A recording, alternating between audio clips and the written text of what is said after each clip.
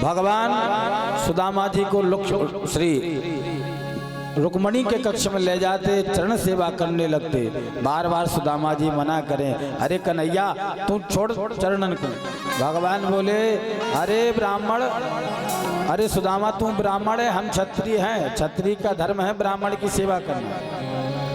बार बार सुदामा जी मना करे प्रभु, फिर भी भगवान चरण सेवा करते। लक्ष्मी जी ने देखा कि हमारे स्वामी जी चरण दबा रहे तो हमें भी सेवा करनी चाहिए। दौड़ी दौड़ी जाती, पंखा उठा करके पंखा हिलाने लगती। सुखदेव जी कहते, देख लो परीक्षित, कौन सुदामा को दर्द कहेगा, गरीब कहेगा, साक्षात लक्ष्मीपति तो चरण दबा रहा है, वो साक्षात लक्ष्मी पंखा की सेवा कर रही है। कौन कहता है कि सुदामा गरीब है।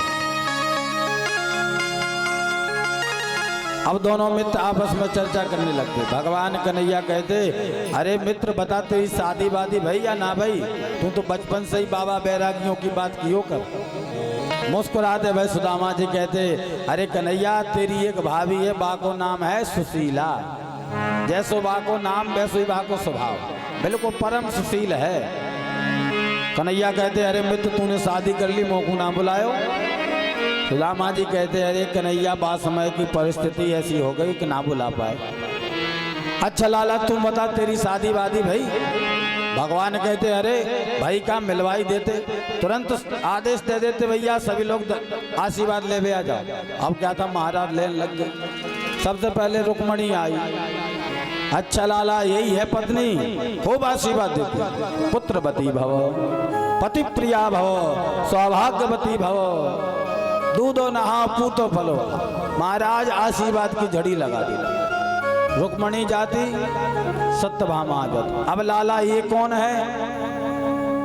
भगवान बोले, ये भी वही है। अच्छा दो शादी करी होगी, पुत्रवती भव, पति प्रिया भव, सौभाग्यवती भव, दूधो नहा पूतो फलो। सत्यभामा जाती, यमुना आ जाती। अब लाला ये कौन है? भगवान हाथ जोड़ के बोले, मित्र अब ये बार बार मत पूछो ये कौन है, अब तो जितनी भी आए आशीर्वाद देते जाओ। महाराज आशीर्वाद देते देते संख्या 100 तक पहुंची। सुदामा जी थकने लगे। 1000 तक पहुंची। सुदामा जी के आशीर्वाद कम हो गए। अब तो केवल मुख से भव भव भव केवल शब्द निकलता भव।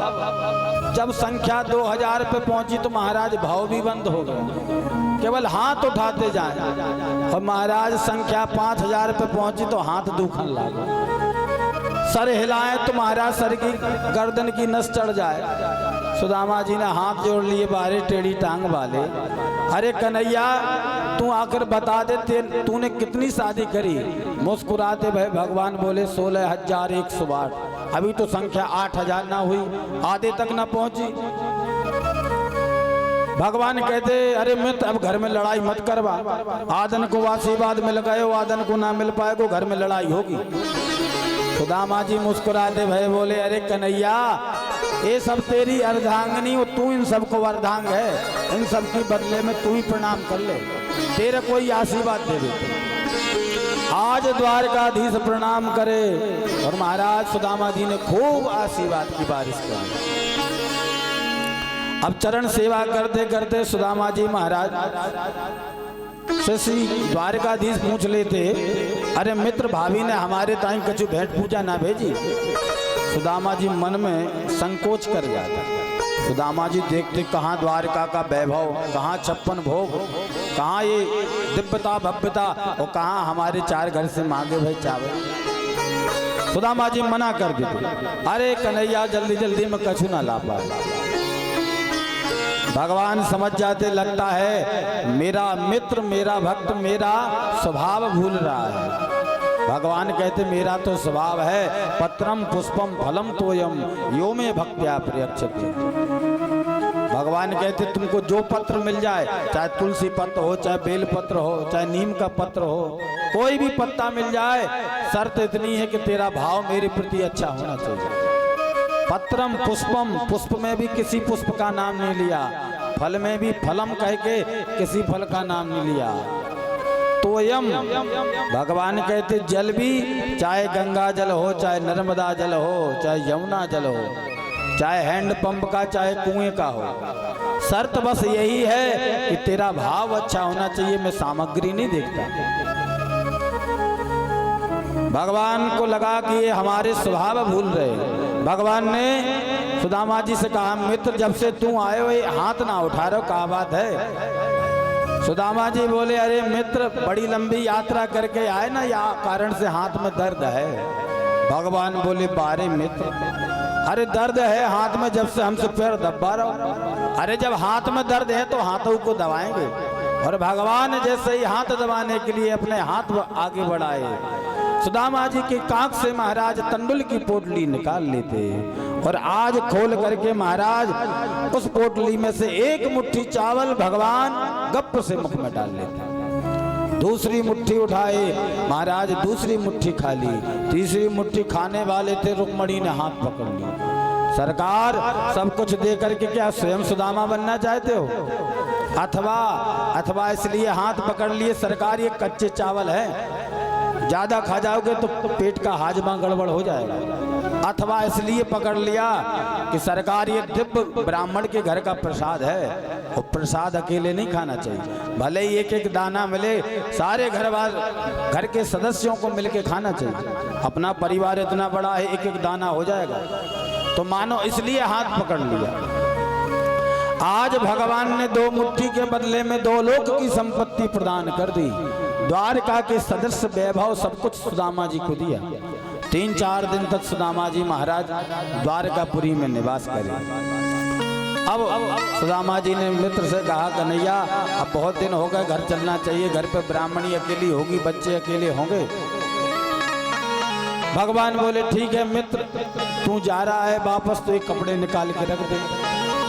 कहीं रास्ते में डाकू चोर मिल गए, तेरे सुंदर कपड़े आभूषण देख करके तो को मालदार समझ के तेरे ऊपर हमला हो जाएगा। सुदामा जी बोले, तू ठीक कह रहा कन्हैया। आज सुदामा जी सारे वस्त्र आभूषण उतार देते, महाराज वही अपनी जीर्ण सीर्ण सी धोती पहन लेते और मन में विचार करते, अरे यहाँ तक आयो, स्वागत तो बड़ो जोरदार कियो, अरे कम से कम 1-2 साड़ी दे दे तो कम से कम ब्राह्मणी प्रसन्न तो हो जाती।